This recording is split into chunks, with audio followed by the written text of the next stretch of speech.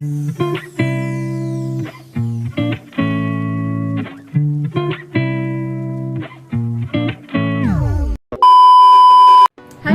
it's Lovely. I've been planning to do yung crochet short ni CK Estefano or Yarns and Pins on YouTube. Ito yung bala kong gawin. Ay, kita ba? Hindi kita. Ayan, ito. A few moments later. Ang ating model is diba? Pasok, help me.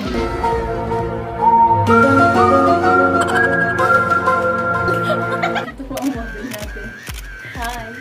Kailangan nating sukat para sa project na ito is i-measure natin yung kanyang waist. Gagamitin ko tong inches. I-measure nyo kung gaano kataas yung gusto nilang taas ng shorts.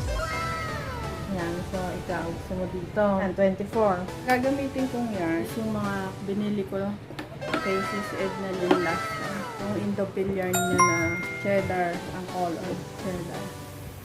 Indopil. Tapos yung hook ay number 3 yung gagamitin ko. 4-play kasi yung strand ng Indopil. Dodoblin ko lang siya. Kunin ko yung center ng yarn at saka yung kabilang mulo. Ito. Yan. Tapos, dodoblin ko lang siya. Para mayroon akong 8-ply. Okay? 3 hours later. Updates lang. Tapos ko na yung front part. Wala naman akong binago sa bilang nung mga pattern. Ayan. Gagawin ko na yung back part. 3 hours later. Tapos ko na yung back part niya. Ito siya. Ayan. And ito yung front kanina. Maliit siya ng konti doon sa back part. Dukson ko na rin siya dito. Ayan. Ayan. Naubos na yung aking 100 grams kanina na Indopil yarn. Ayan. Ito na yung dulo niya. Hindi ko siya natapos sa 100 grams. So, gagamitin ko pa yung isa ko pang 100 grams na yarn. Ayan. This will be my last update dun sa ginagawa kong crochet short ni CK Estefano from Yarns and Pins on YouTube. Ito na yung short. Na-enjoy ko talaga to kasi madali lang siyang gawin. Sobrang excited ko na matapos na siya. Ayan, hindi ko na kaya na-update. Talagang tinuloy-tuloy ko na siya. Ito yung tali niya sa gilid. Ayan, ito yung available na beads sa akin. First time kong gumawa nito.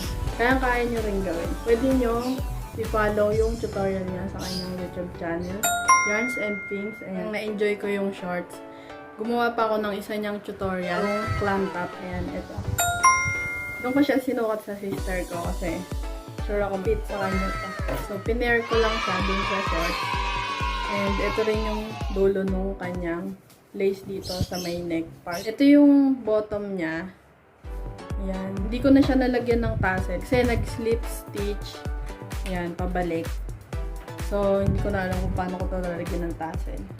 So, ngayon, yung model na ito ng aking sister. Papasuot ko na siya sa ating model. A few moments later. Nalimutan ko palang sabihin na naggawa ako ng additional na accessories. At freehand ko lang ito kung nung pinagagawa ko. Pepper natin dun sa top and shorts. Ayan, tingnan natin kung bagay siya.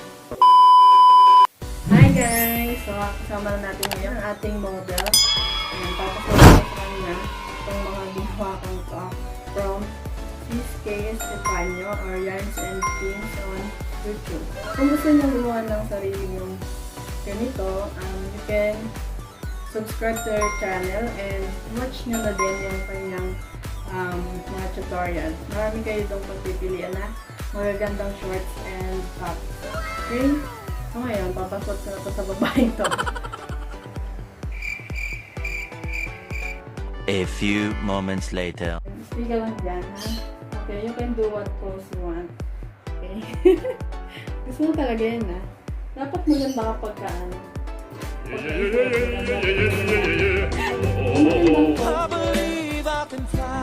Ayusin mo. Center. Yan, ito mo yan. Okay, 1, 2, 3. Okay, lagi na. Pwede ba pala? So, ito na nga po yung kanyang final look. Ayan. Mag-model ka dyan.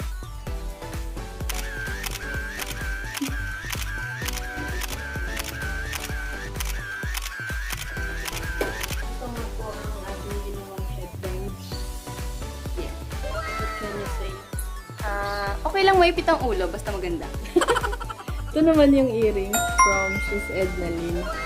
May tutorial siya nito sa kanyang YouTube channel na Handmade Crochet by Edna. Yan, summer earrings, daisies. Sabi na bagay ito sa ginawa natin. Ang flashlight. Nag-isip lang ako. Wow. Montage! Montage muna tayo. Montage!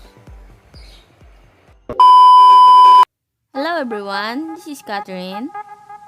Mag-review tayo ngayon sa ating crochet top and shorts and earrings.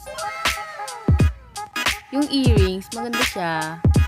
It's beautiful. You can wear it everywhere. But it's super pretty in beach. Summer. Beach. Yeah, bitch! Anyway, the shorts is the same with the top crochet. Masarap siyang suotin, malambot, magaan. At I rate it 10/10 because it's very beautiful and it's very smooth. And the earrings too. 10. Thank you. Thank you so much for watching and for supporting our channel. I hope you like this video. If you haven't subscribed to my YouTube channel, please subscribe, like, comment, and share this video. And don't forget to ring the bell to be notified on my next video. Keep on creating!